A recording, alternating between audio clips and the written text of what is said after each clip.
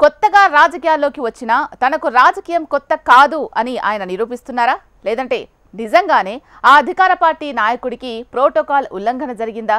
కలెక్టర్పై బహిరంగంగానే విమర్శల దాడి అందుకేనా? పెద్దపల్లి జిల్లాలో ఎంపీ వర్సెస్ కలెక్టర్ వివాదం ఏంటి? Let's watch the story. రాజకీయాల్లో ప్రోటోకాల్ వివాదం అనే మాట తరచుగా వింటూనే ఉంటాం. అయితే ఈ ఆరోపణ ఎక్కువగా ప్రతిపక్ష పార్టీలో ఉండే ప్రజాప్రతినిధుల నుంచి వింటూ ఉంటాం. కానీ అదేంటో గాని పెద్దపల్లి జిల్లాలో మాత్రం అధికార పార్టీ ఎంపీనే తనకు ప్రోటోకాల్ దక్కడం లేదంటూ వాపోతుండడం ఇప్పుడు చర్చనీయాంశమవుతోంది.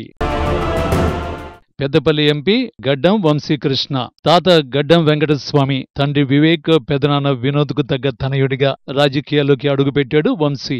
గత పార్లమెంటు ఎన్నికల్లో కాంగ్రెస్ నుంచి పెద్దపల్లి ఎంపీగా గెలుపొందారు. కానీ ఎక్కడో తెలియని అసంతృప్తి ఆయన వెంటాడుతోందన్న చర్చ జరుగుతోంది. అది ఇటీవల కొన్ని చోట్ల బయటపడింది. ఆయనకు పెద్దపల్లి జిల్లాలో ప్రాధాన్యత దక్కడం లేదట.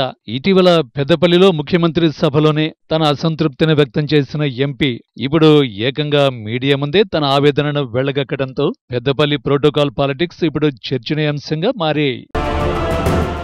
ఈ మధ్య జరిగిన ముఖ్యమంత్రి రేవంత్ రెడ్డి భారీ సభలోనూ తన అసంతృప్తిని వెళ్లగక్కిన వంశీ ఆ విషయాన్ని నేరుగా సీఎం దృష్టికి కూడా తీసుకువెళ్లినట్టు వెల్లడించారు.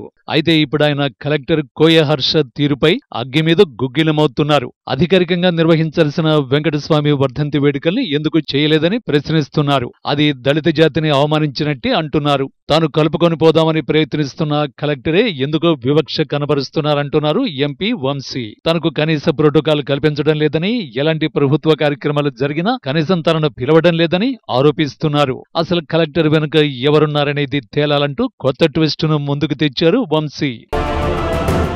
ఎంపీ ఆరోపణలతో ఇప్పుడు వంశీ వర్సెస్ కలెక్టర్ గా మారింది వివాదం. అయితే తనకు ప్రోటోకాల్ దక్కకుండా చేస్తున్న దాని వెనుక ఇంకెవరున్నారో తేలాలంటూ ఆయన చేసిన వ్యాఖ్యలు ఇప్పుడు రాజకీయంగా చర్చనీయాంశమవుతున్నాయి. ఎంపీ వంశీ వ్యాఖ్యలపై మౌనమే సమాధానమంటున్నారట కలెక్టర్ కోయ హర్ష. ఇదిలా ఉంటే పెద్దపల్లి ఎంపీగా గెలిచిన వంశీ పెద్దపల్లి కేంద్రంగా కార్యకలాపాలు నిర్వహించడం లేదన్న ఆరోపణలు కూడా వినిపిస్తున్నాయి. గతంలో కాకా, వివేక్ ఎంపీలుగా ఉన్నప్పుడు పెద్దపల్లి ప్రజల కోసం స్థానికంగా కార్యాలయం ఉండేది. ఇప్పుడు వంశీని కలిసేందుకు అటు పెద్దపల్లి జిల్లా అధికారులకు, ఇటు పెద్దపల్లి స్థానికులకు కూడా కష్టంగా మారిందట. ఇదే ఎంపీ కలెక్టర్ మధ్య గ్యాప్కి కారణమైందన్న చర్చ జరుగుతోంది. ఇలా మలుపులు తిరుగుతున్న ఈ వివాదం ఎటు దారి తీస్తుందో చూడాలి.